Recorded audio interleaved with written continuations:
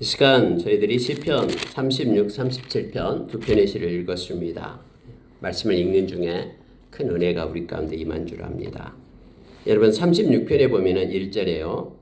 이렇게 되어 있습니다. 뭐 두 편 다 다윗이 쓴 시입니다만은 1편에 이렇게 되어 있어요. 악인의 죄가 그의 마음속으로 이르기를 그의 눈에는 하나님을 두려워하는 빛이 없다 하니 그가 스스로 자랑하기를 자기의 죄악은 드러나지 아니하고 미워함은 받지도 아니하리라 하미로다. 여러분 사람들은 죄의 종이 하나님의 종, 의의 종이 아니면은 죄의 종이 되죠. 그래서 우리가 로마서 6장에서 너는 너의 몸을 죄의 종으로 죄의 무기로 드리지 마라, 병기로 드리지 말라라고 말합니다. 우리는 의의 종, 하나님의 종임을 우리가 기억해야 됩니다. 우리가 죄를 범하면 죄는 죄를 그렇게 짓는 사람을 종으로 삼습니다. 그래서 그를 끌고 가죠. 마치 빛과 똑같다라고 성경 말해주고 있죠. 우리가 빛을 누구한테 빛을 얻으면 그 체주에게 갚아야 되잖아요. 안 갚으면 체주가 권력 행사를 하죠. 그래서 옛날에는 자기 자식까지도 뺏어가 버려요. 그 갚을 때까지 종을 삼기 위해서. 그러니까 여러분 이 빛을 갖다가 누군가가 갚아야지만이 그 체주의 그러한 권리로부터 벗어날 수 있죠. 우리의 죄값을 예수님께서 십자가에서 당신의 보혈로 갚으신 것입니다. 그래서 우리는 어떤 죄의 종이 되는 것이 아니라 죄로부터 자유하고 악한 자가 우리를 끌고 갈 수 없다라고 히브리서 2장에서 우리에게 가르쳐주고 있죠. 그래서 예수님의 보혈을 기억할 때마다 십자가 생각할 때마다 그 은혜에 우리가 감사하며 하나님께 영광을 돌리고 있잖아요. 악인의 죄가 이렇게 돼요. 주어가 죄가예요. 이 악인이 지은 죄가 마음속에 이른다라고 말합니다. 뭐라고 얘기하냐면은 하나님을 두려워하는 빛이 없다. 이렇게 말하죠. 나는 하나님 두려워하지도 않아. 이렇게 말하고 있는 거예요. 스스로 자랑하기를 내 죄악은 드러나지도 않을 거야. 누가 알아? 하나님이 안 계시는데. 하나님이 안 무서운데 뭐 내 죄악이 어떻게 드러나? 내 마음속에 꺾고 숨어놓은 죄악, 아무도 모르는 이 죄악을 누가 알아? 이렇게 말한다라는 거죠. 또 내가 죄악이 드러나지 않기 때문에 미워함을 받지도 않을 거다. 나는 이거 영원히 나는 이 땅에서 잘 먹고 잘 살 것이다 라고 생각을 하는 거예요. 근데 이 다윗은 우리에게 가르쳐주고 있는 것이 바로 3절이에요. 그의 입에서 나오는 말은 죄악과 속임이라. 그는 지혜와 선행을 그쳤도다 라고 말합니다. 악이 그를 주장하고 죄가 그 속에 있게 됐을 때 나타나는 현상이 뭐냐면은 그는 늘 죄악 가운데 있게 되고요. 속임, 이 거짓의 영이 붙잡았기 때문에 속임 가운데 있게 돼요. 자기의 정욕을 위하여 자기의 유익을 위하여 속이고 악을 행하는 자로 그렇게 서게 되고요. 반대로 그는 지혜와 선행이 없어진다라는 겁니다. 죄악에 붙들리면 자기가 하는 것이 다 옳은 걸로 여겨요. 그리고 남이 하는 것에 대해서 그는 불평하고 원망하면서요. 자기 정욕대로 그렇게 살아가는 자가 된다라고 말합니다. 그는 침상에서 죄악을 꾀합니다. 이 말은 늘 죄 가운데 머물면서 어떻게 하면 내가 유익을 구하고 어떻게 하면 악을 행할까라고 생각한다라는 거예요. 그의 마음 가운데는 우리가 로마서 1장 27절 이하에서처럼 마음에 악독이 있고 악의가 있어요. 원통함을 풀지 않아요. 왜냐하면 마음에 하나님이 두기를 싫어하기 때문에. 그래서 죄악이 지배하기 때문에 그렇다고 성경은 말합니다. 4절에 보면은 그는 그의 침상에서 죄악을 꾀하며 스스로 악한 길에 서고 악을 거절하지 아니하는도다. 그러니까 죄의 종이 되면 이와 같은 거예요. 그래서 늘 악독과 악의를 품으면서요. 스스로 악한 길에 서요. 그리고 악한 자가 하는 일에 대해서 잘했다라고 박수치면서 악을 행하는 것을 격려한다라고 말하잖아요.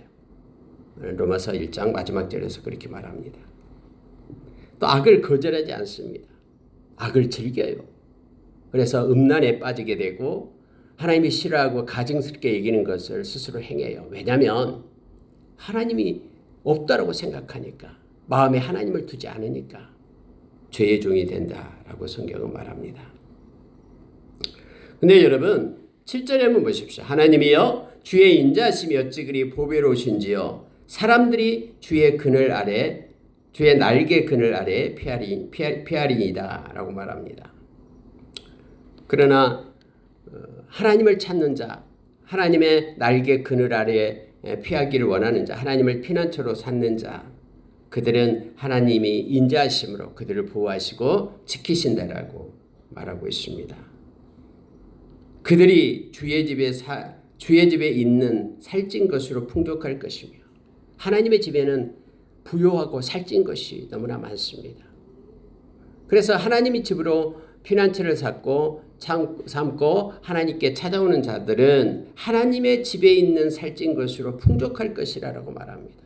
그래서 주의 이름을 부르는 자는 그래서 하나님의 것으로 부욕해 됨을 우리가 잘 알고 있죠. 로마서 10장 12절에서 우리에게 말해주고 있습니다. 주의 복락의 강물을 마시게 하시리로다. 여러분 이미 다윗은 체험했고요. 또 이것을 우리에게 시를 써서 가르쳐주고 있습니다. 복락의 강물을 그들은 먹게 될 것이다 라고 말합니다. 하나님의 집에 있는 자, 하나님을 피난처로 삼는 자, 하나님의 부유함으로 가득할 것이며 하나님이 주신 복락의 강물, 기쁨과 평안으로 그들은 채워지게 될 것을 성경은 말합니다. 9절에 보면 진실로 생명의 원천이 주께 있사오니 주의 빛 안에서 우리가 빛을 보리로다. 그렇습니다. 주님은 빛이십니다. 그래서 주님의 빛 안에서 우리가 빛을 보게 되는 거예요.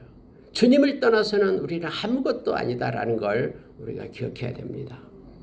우리가 주님이 이 생명의 원천, 이 생명의 근원이 주님께 있습니다.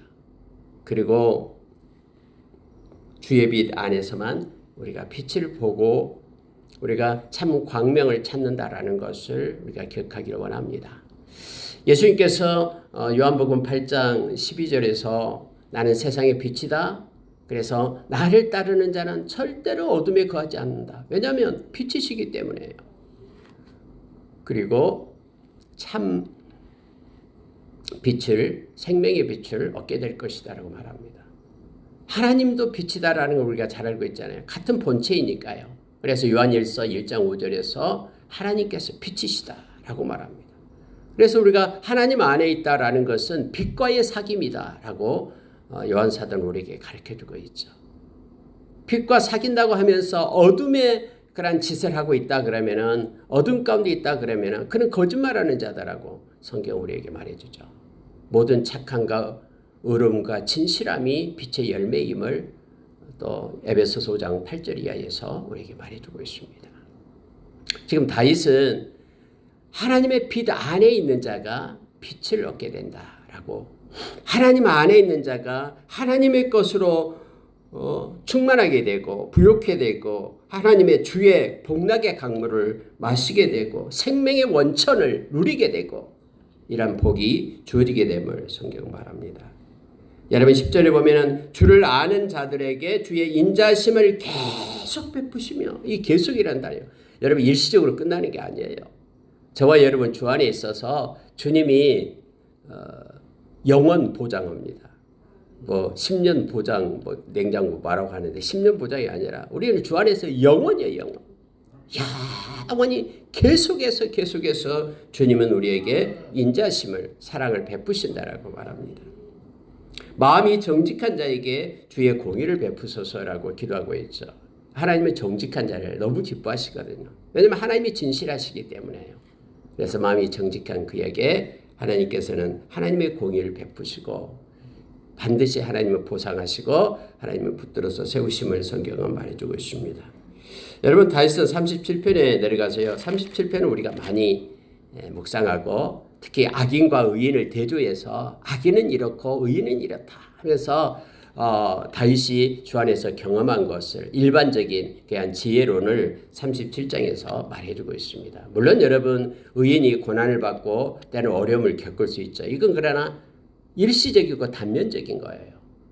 그러나 이것도 하나님께서 사용하셔서 오히려 복으로 바꾸시는 하나님임을 우리가 알고 있죠. 우리의 베옷을 걷어내시고 기쁨으로 띠를 띄우신 분이 우리 하나님이시거든요. 그래서 여러분 여기서 37편에서 말하고 있는 것은 궁극적으로 저와 여러분 하나님의 백성들은 하나님의 복 가운데 있게 됨을 우리에게 가르쳐주고 있는 거예요. 기다리면 하나님의 때를 기다리면 하나님은 반드시 보상하시고 공의의 하나님께서 진실하게 채우시고 복을 주심을 깨닫게 합니다. 그래서 우리에게 37편은요 너무너무나 많이 묵상하고 또 은혜를 주는 말씀입니다. 자, 먼저 우리 주변에 악을 행하는 자가 너무 많아요. 우리를 힘들게 하고 지치게 하는 이들도 있어요. 그런데 성경은 먼저 1절에서 불평하지 말라라고 말합니다. 여러분 하나님의 사람들에게는 불평이 없습니다. 물론 순간적인 그런 고통과 불안과 여러 가지 것이 있습니다만 그러나 하나님께 기도하기 시작하면 불평이 없어져요. 왜냐하면 하나님의 허락 없이는 우리에게 나타난 게 없기 때문에요. 첫째가 불평하지 말라. 다윗은 그렇게 말합니다. 누구 때문에? 악을 행하는 자 때문에. 왜 저 사람은 저런지 나를 힘들게 하는지 하면서 그것 내가 뭔가 힘들고 어려움을 당하면요. 그러한 것들이 내게 있기 때문에 그래요. 하나님이 원하신 것이 자기를 돌아보라라는 거예요. 반면교사 삼으라라는 거죠. 그래서 첫째 불평하지 말라라고 1절에서 말합니다. 두 번째는 불의를 행하는 자들을 시기하지 말지니라. 시기하지 말라라고 말하죠. 여러분 악의 형통함을 보고 때로는 시기가 날 때가 있어요. 쟤는 아무것도 일도 하지도 않는데 막 부가 쌓여요. 그래도 우리 아무리 열심히 일해도 그렇게 상황이 나아짐이 없을 때 때로는 악인의 형통함을 부러워하면서 시기 질투할 수 있잖아요. 근데 성경은요 시기하지 말라. 왜냐하면 악인의 형통함은 하나님이 그를 심판할 날을 그를 잡을 날을 정해놨다라는 거예요. 그런데 뭐가 그렇게 그게 악의 형통함을 그렇게 부럽고 시기가 나겠습니까? 하나님의 심판의 길로 지금 가고 있는데. 그래서 여러분 첫째는 불평하지 말라. 두 번째는 시기하지 말라라고 말합니다. 여러분 세 번째는 3절에서 여호와를 의뢰하라. 우리는 의뢰하는 법을 배워야 됩니다. 막 나에게 여러 가지 환경, 어려움, 막 지칠 때 무거운 짐이 있을 때 하나님께로 돌려드려야 돼요. 하나님 이거 맡아주세요. 하면서 의뢰하는 법을 하나님을 의뢰하라. 하나님이 너무 기뻐하시거든요. 왜요? 하나님을 우리가 하나님 대신 인정하기 때문에 우리가 연약함을 알기 때문에 하나님 다 하나님께 맡깁니다. 그리고 맡겼으면 제발 찾아오지 마세요. 또 맡겨놓고는 하나님 제가 하겠습니다 하고 찾아오지 마세요. 하나님께 의뢰하라. 네 번째로는 선을 행하라라고 말합니다. 하나님이 기뻐하는 선을 행할 때에 우리가 그리스도의 향기를 나타낼 수가 있죠. 우리가 마태복음 5장 13절에 이하여서 저와 여러분이 세상의 빛과 세상의 소금이다 라고 말하죠. 어떤 사람은 교회에서는 잘해요. 그런데 세상에 나가기만 하면 세상 사람들과 똑같아요. 그러면 세상의 빛과 소금이 아니죠. 교회의 빛과 교회의 소금이 되는 거죠. 근데 성경은 우리가 세상 가운데서 하나님의 자녀됨을 드러냄으로 인하여 하나님께 영광을 돌리게끔 하죠. 이게 세상의 빛과 소금이 바로 선이에요. 선을 행하라 라고 디도서 2장 14절에서 우리에게 또한 동일하게 말씀해 주고 있습니다. 그러니까 선을 행한다라는 것을요 이렇게 말하고 있어요.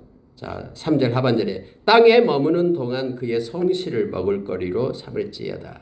성실하게 꾸준히 하나님의 자녀됨을 나타내고 이렇게 성실한 선을 행하는 삶을 살 것을 말합니다. 다섯 번째로 여러분 4절에 보면은요 또 여호와를 기뻐하라. 여러분 하나님을 기뻐해야 됩니다. 하나님이 너무 좋은 거예요. 너무 좋아서 마음으로 늘 흥얼거리면서 하나님을 찬양하고 하나님을 기뻐해야 됩니다. 하나님이 언제나 좋으신 분이거든요. 어떤 순간에도 하나님은 좋으신 분이에요. 다윗은 이거 다 알고 있었어요. 그래서 물론 다윗이 우리가 35편에서 막 힘들 때 탄원시를 하잖아요. 하나님 나 좀 도와주세요. 저 원수를 좀 하나님 어떻게 좀 해주세요 하면서 어젯밤에 우리가 말씀을 나눴듯이 이렇게 탄원시를 보내잖아요. 그럼에도 불구하고 그 이면적인 다윗은요 언제나 하나님 편이에요. 그리고 언제나 하나님을 찬양하고 언제나 하나님을 기뻐했음을 우리가 알고 있습니다. 우리도 다윗의 경험을 가지고 쓴 시를 기억하면서 하나님을 기뻐하고 하나님의 이름을 높이기를 원합니다. 하나님을 만약에 기뻐하면은요, 다윗은 이렇게 말해요. 그가 내 마음의 소원을 내게 이루어 주시리로다. 이게 무슨 뜻이에요? 네가 나를 기뻐했냐?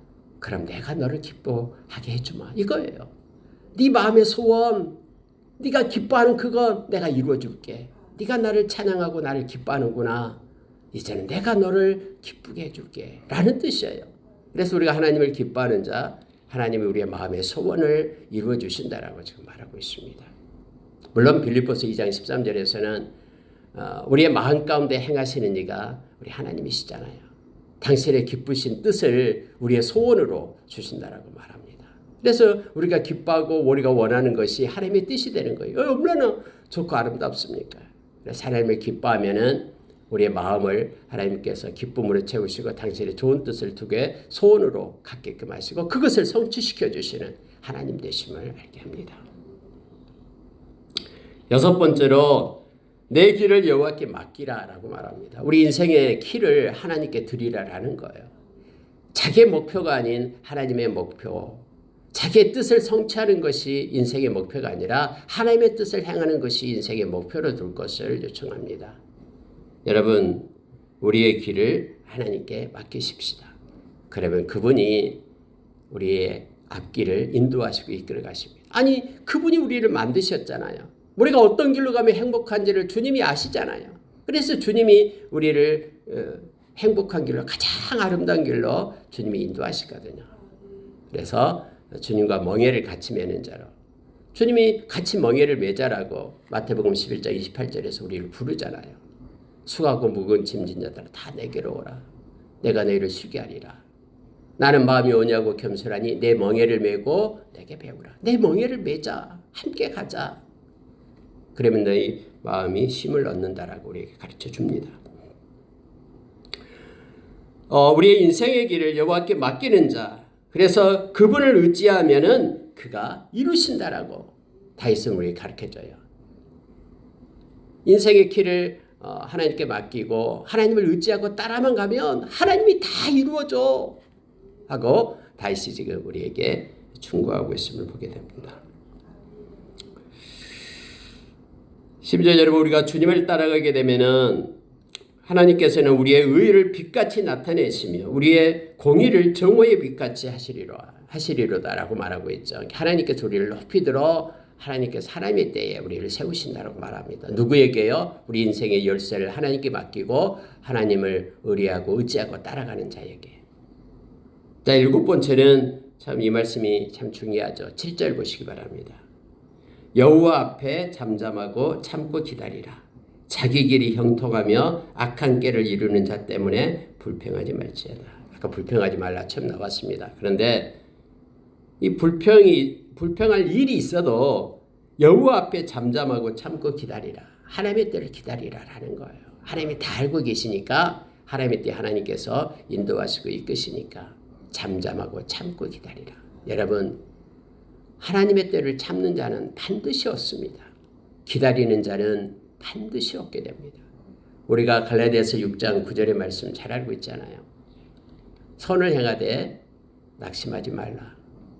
포기하지 아니하면 때가 이름에 거두리라. 여러분, 하나님의 때에는 정확합니다. 늦지 않아요.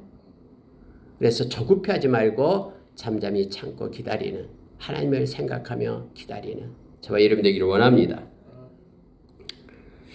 그리고 여러분 뒤에 넘어가서요 9절에 보시기 바랍니다. 진실로 악을 행하는 자들은 끊어질 것이나 하나님의 때에 끊어집니다. 그들이 마냥 악연이 형통하는 게 아니에요. 하나님의 때에 끊어져요. 여호와를 소망하는 자들은 땅을 차지하리로다. 하나님을 소망하라라고 말합니다. 하나님을 기다리고 잠잠히 기다리고 하나님께 소원을 두세요. 소망을 두세요.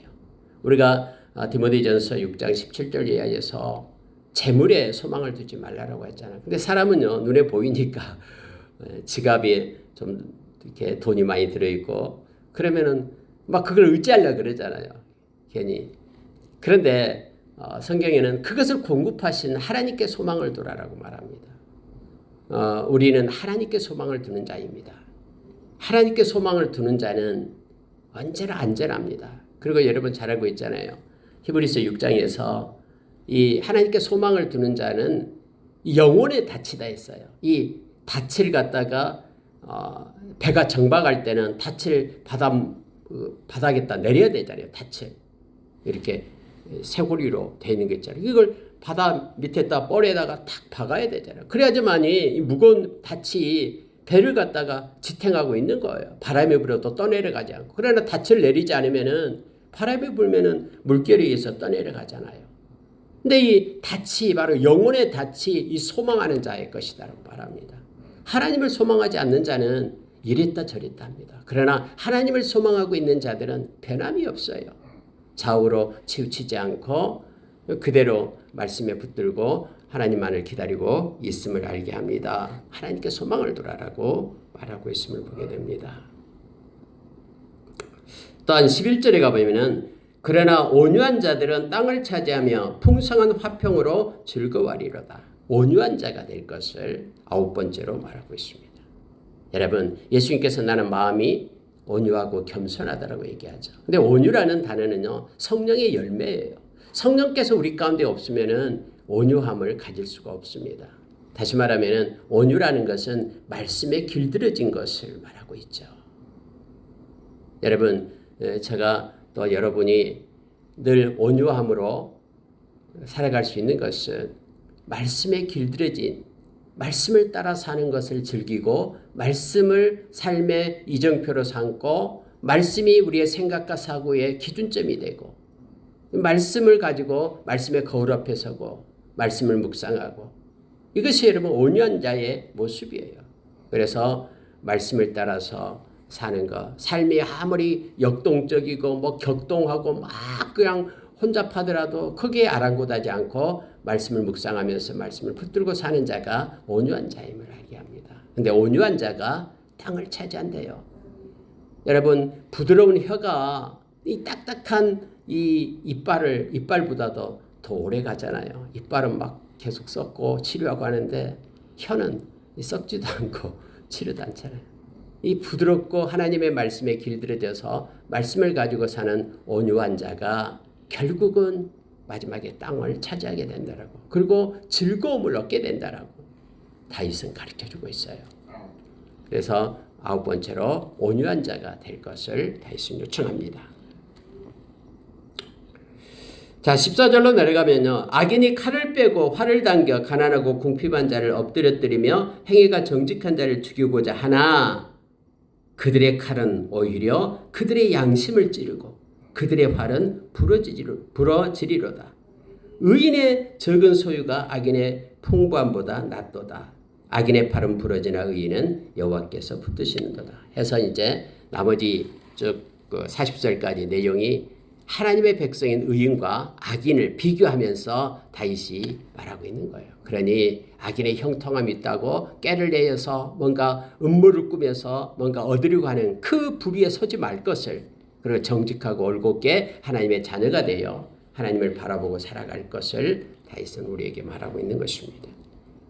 아무리 가난하고 힘들고 어려운 자를 갖다 권세와 권위로 칼을 빼고 활을 당겨서 그들을 넘어뜨리려고 하지만 결국 그들의 칼이 그들의 양심을 찌르게 될 거고 그들에게서 나온 그 권세가 다시 그들에게도 돌아가서 그들이 함정에 걸리게 될 것이다라는 그러한 지혜를 지금 말씀에 담고 우리에게 가르쳐 줍니다.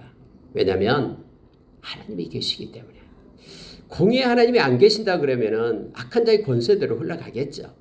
그런데 공의의 하나님, 진실하신 하나님이 계시기 때문에 하나님께서 악인의 팔을 부러뜨리기 때문에, 아니 팔을 부러뜨렸는데 이 손은 팔에 달려 있잖아요. 손에 든 칼이 무슨 소용이 있겠습니까? 하나님이 그 근원적인 팔을 부러뜨리는데 그 손에 든 칼을 가지고 누구를 갖다 죽이겠다고 쫓아다니겠습니까? 그러니까 여러분, 하나님께서 보호하시고 하나님이 통치하시기 때문임을 다윗은 가르쳐 줍니다. 악인의 팔은 부러지나 의인은 여호와께서 붙드신다. 하나님은 악인의 팔은 부러뜨려요. 그래서 악인의 손에 든 칼은 무용지물이 되는 거죠. 그런데 의인은 하나님께서 방패를 쳐서 보호하셔요. 붙들고 계셔요. 하나님의 방패 아무도 뚫을 수 없다고 했죠. 그래서 악인의 형통함을 부러워하지 말라라고 우리에게 가르칩니다. 여러분 특징을 얘기하는데 21절 보십시오. 악인은 꾸고 갚지 아니하나 의인은 은혜를 베풀고 주는도다. 이게 특징이죠. 악인은 자기중심이에요. 자기밖에 없기 때문에 막 꿔요. 그러니까 안 갚아요. 또 있으면서도 안 갚아. 그런데 의인은 하나님이 계시기 때문에 하나님이 주신 것 가지고 은혜를 베풀고 또 주는도다라고 말합니다. 자, 23절 보십시오. 여호와께서 사람의 걸음을 정하시고 그의 길을 기뻐하시나니 그는 넘어지나 아주 넘어 엎드려 뜨지 아니하면 여호와께서 그의 손으로 붙드십니다. 하나님께서 의인은 하나님의 백성은 때로는 넘어져요. 실족에 빠지기도 하기도 하죠. 고난이 오기도 해요. 그러나 절대로 망하지 않습니다.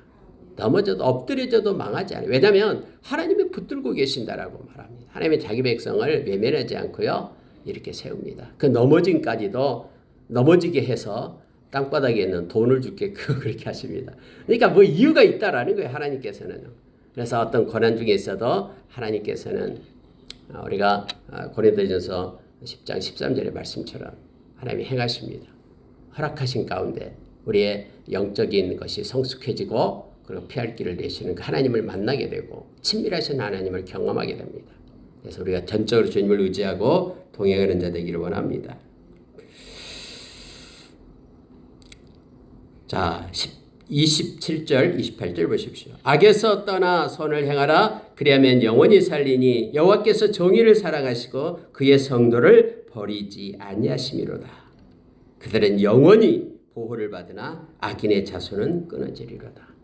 여러분 다윗은 하나님께서는 영원히 하나님의 백성을 보호하고 보존한다라고 말씀합니다. 결국은 의인이 땅을 차지합니다. 하나님의 나라는 의인들의 것입니다. 하나님의 백성들의 것이죠. 29절 의인이 땅을 차지하며 거기서 영원히 살리로다. 벌써 여러분요 이 천국에 대한 하나님의 나라에 대한 그러한 그 개념이 그때 당시에는 희미하죠. 예수님이 오심으로 인하여 하나님의 나라가 이 땅에 도래했고 예수님께서 처음으로 회개하라 천국이 가까워 왔느니라라고 외치셨던 분이 하나님이죠. 예수님이시죠. 예수님이 하나님 나라 왕이시기 때문에요. 근데 다윗이 있었을 때도요. 이 성령께서 계셨기 때문에 그 다윗에게도 이렇게 희미하지만은 그런 천국에 대한 소망을 주고 있습니다. 그래서 의인이 땅을 차지하며 거기서 영원히 살리로다 하면서 그러한 하나님의 나라에 대한 개념을 여기서 드러내고 있음을 보게 됩니다. 하나님의 백성들의 마음에는 31절 하나님의 법이 있으니 그의 걸음은 실족함이 없으리로다. 새언약 백성의 특징을 다윗은 알고 있었잖아요. 하나님의 에레미야서에 나온 에레미야가 훨씬 다윗 다음에 오는데 에레미야서 31장에서 나온 말씀을 하잖아요. 새언약 백성은 마음에 하나님의 법을 가지고 산다라고 성경이 말하는데요. 다윗이 지금 말하고 있어요. 다윗이 여기서 31절에서 그의 마음에는 하나님의 법이 있으니 그의 걸음은 실족함이 없다. 하나님의 법, 이 하나님의 말씀을 마음에 묵상하고 마음에 가지고 사는 사람은 실족하지 않는다라는 거예요. 다시 말하면 하나님을 떠난 삶을 살지 않는다라고 말합니다.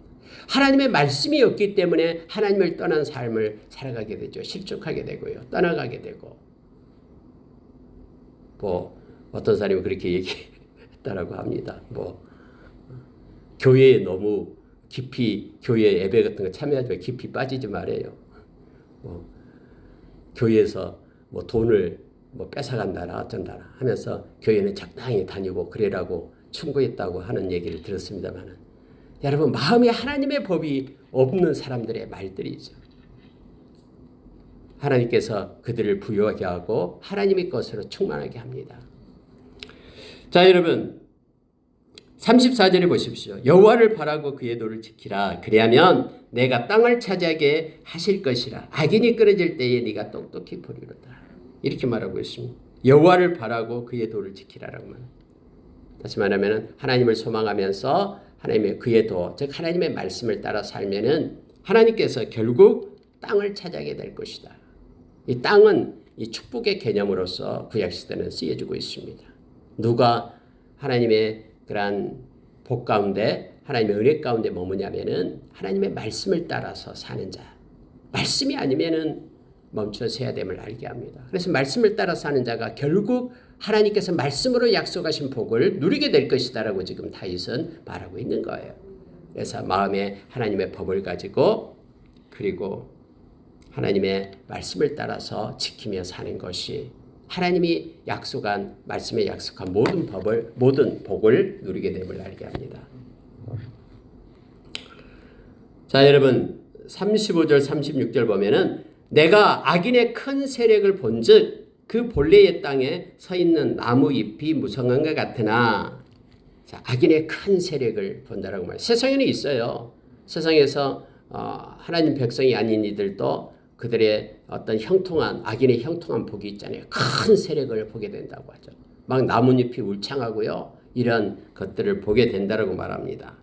그런데 36절에 내가 지나갈 때에 그가 없어졌나니 내가 찾아도 발견하지 못하였도다.